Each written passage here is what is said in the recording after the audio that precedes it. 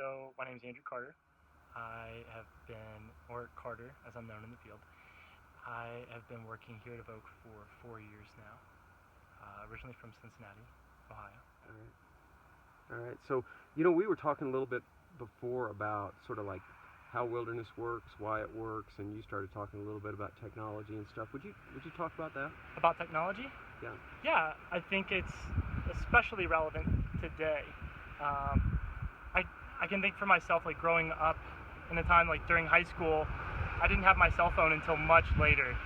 And many of the clients and the students that come in currently who are around that age, they're so attached and ingrained to their phones and their technology that I think wilderness is especially effective because of that detachment, right?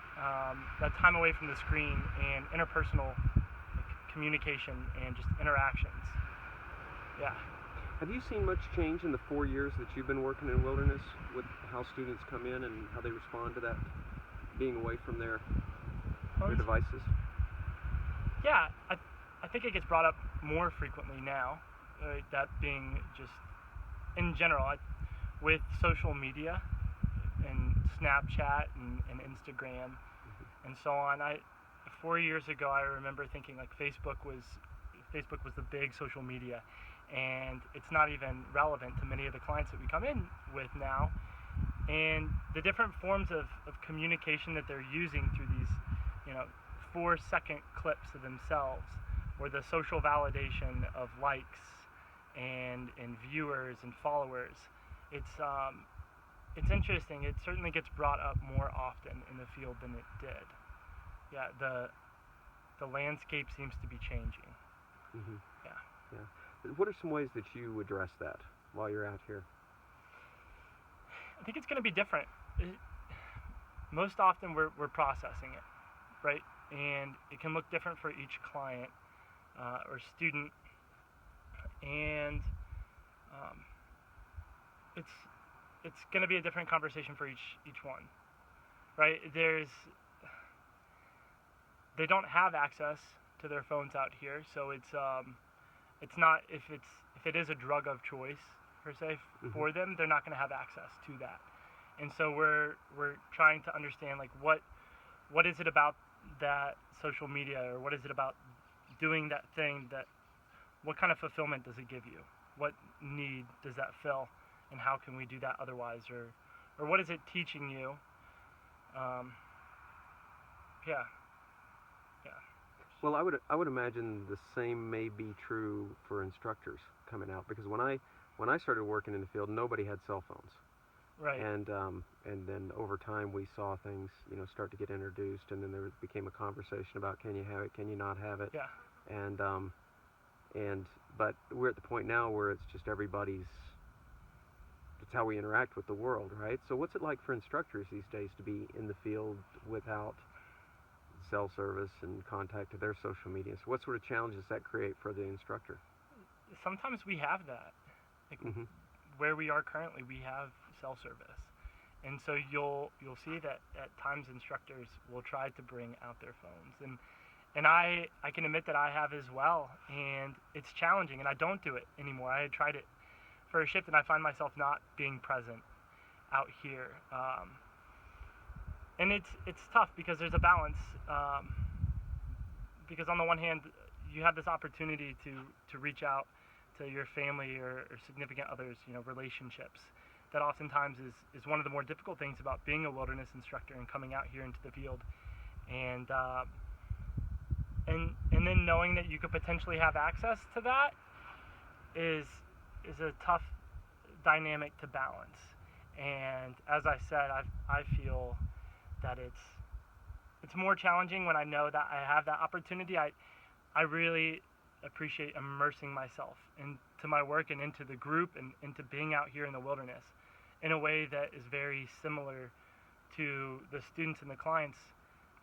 I think it's important to have that same empathy and understanding that they are. In most situations, I try and imagine myself from their perspective or in their shoes. And so I find it to be challenging to not bring my phone out here, and I think other staff do as well. I think it's different for each staff. You were talking about natural consequences as well. Mm-hmm. So can you speak a little bit to natural consequences for the student's experience? Yeah, I think that's one of the main reasons why wilderness is so effective. You can process with students, and you can try and understand a dynamic at home and tie in an action or behavior into a consequence and talk about it, but it doesn't always, it's not internalized. And so some of those same traits that you're trying to impress upon, or skills that you're trying to impress upon a student, they may not learn from conversation. But if they don't build a shelter for themselves at night and they get wet, right, or they're uncomfortable, or they act in a certain way towards the group and then they're responded to in a given way, you see immediate cause and effect, and it's not manipulated in any way. So it's a very real and direct example of your behavior having this effect or this consequence. So that's what's going on naturally. What are some of the things that you most like teaching the students? Most enjoy teaching the students?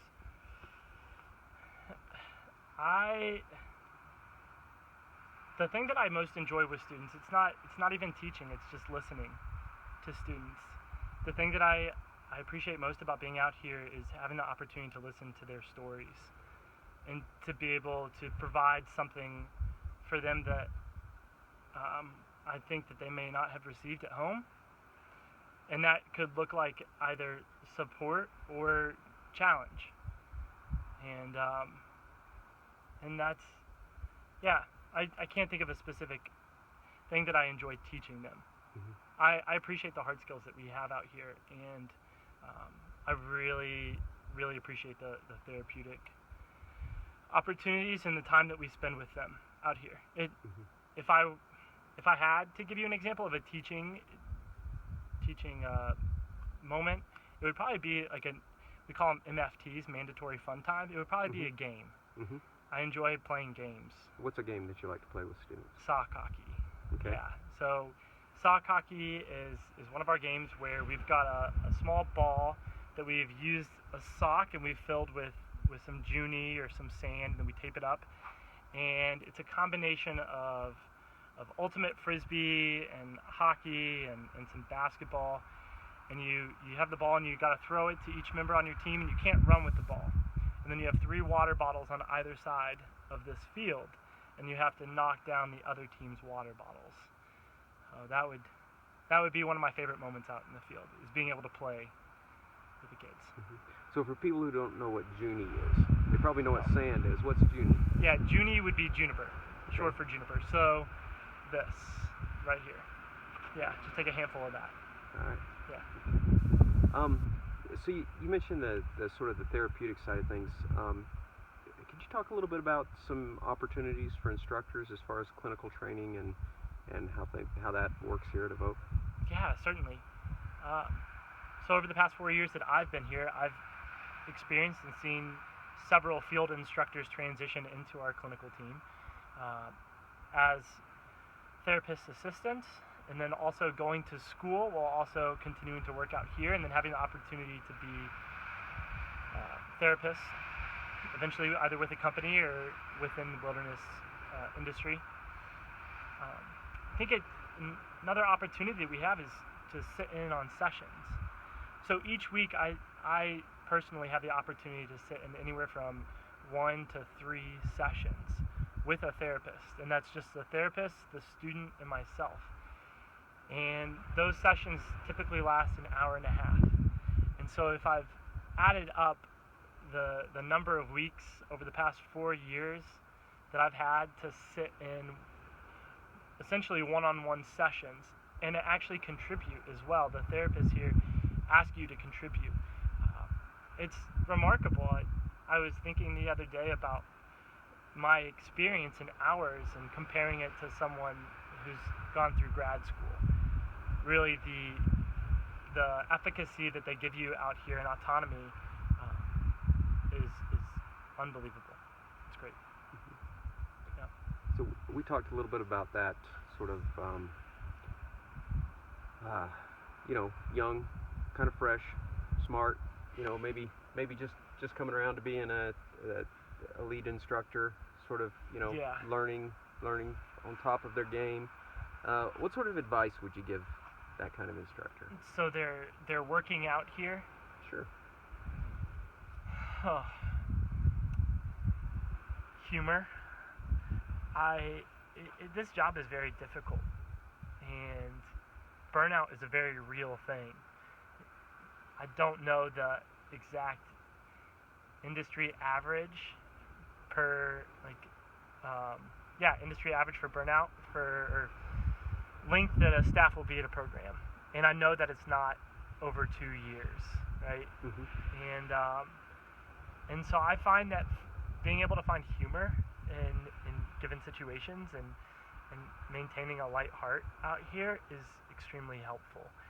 I think this job is important, and it can be, as I said, difficult because there's like safety precautions, and I think it's really easy to at times take it too seriously. I don't know. Mm-hmm. I don't know if that's the right thing to say. So what's an example of humor? Yeah. Because that can mean different things to different people. I most often think of I like to think of the clients of the groups that are struggling at times when it's easy to get frustrated in certain circumstances. And while you can look at a given situation and be like very angry, you can try and find any kind of humor. Like what could be funny about this? Like seeing from an outsider perspective. Like can you detach and remove yourself from the situation? I think also with the weather, like being stuck in the middle of a hike and it's pouring down rain, or you're kind of lost and it's the snow, and of course the safety and the safety of the group is always going to be paramount, and understanding that everyone's okay, and then being able to laugh at your situation rather than becoming upset and putting unnecessary pressure on yourself. Thanks for watching. Please like this video and subscribe. The Primitivus project is made possible by the generous sponsorship of Wingate Wilderness Therapy. To learn more, visit wingatewilderness.therapy.com.